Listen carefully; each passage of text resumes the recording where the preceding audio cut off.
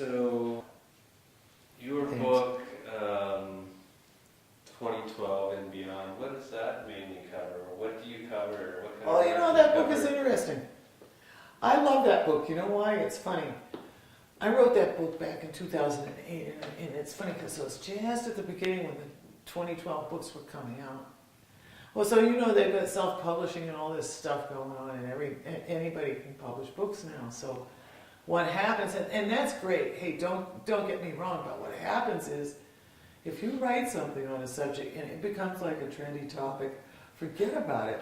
Okay, because the next day there's going to be an avalanche of books on the same subject. So anything you say is going to be sort of drowned out by this chorus of things that people have weaved. They've woven it out of their own perspective.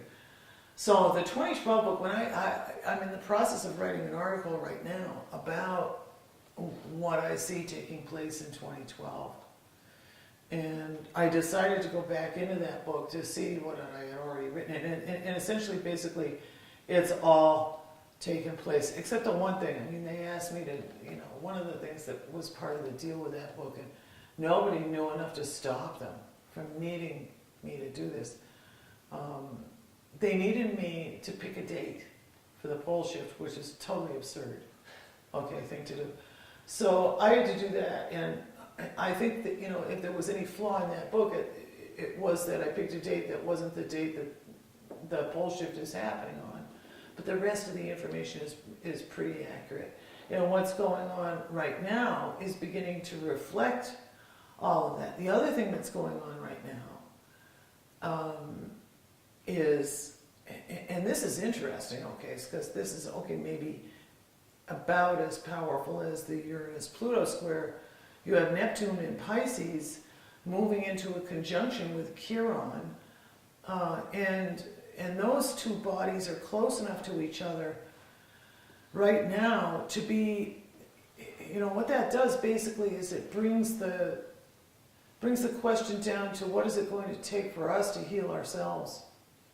What is it going to take for us to find a way to go deep enough into the core of the creation process to understand what it is that we each individually and collectively need to do to fix this mess. All right? And yes, you start here. That does not preclude doing work out there. So whatever you do. I mean, I don't know. I work on myself, and I'm happy that my work allows me to talk about these things, so I figure by talking about things that maybe I'm making a difference in people's lives because maybe they're understanding something better.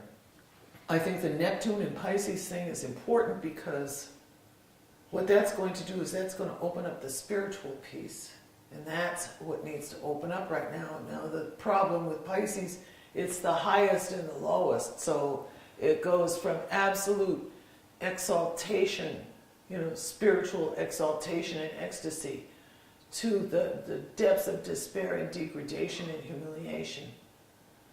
And what you see going on in people's lives right now is that the ones who are sort of like grooving on a path that allows them to expand into this and understand it from a spiritual perspective are having a much easier time than the ones that are being victimized by it.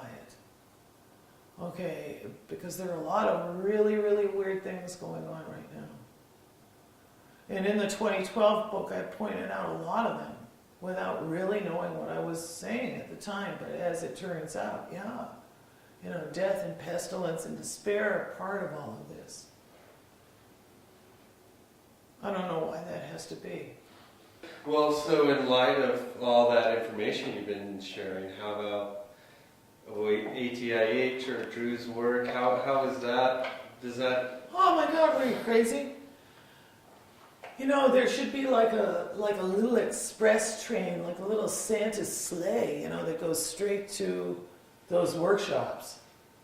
Because it's the best way to know for sure how to get to the place where you're able to access and cope and deal with all this stuff. And it's interesting because I'm sure that there are other ways and means to get there, but for some reason or other, the processes and the wisdom that brings you into the heart space is, for me, the only place where I've been ever able to change anything.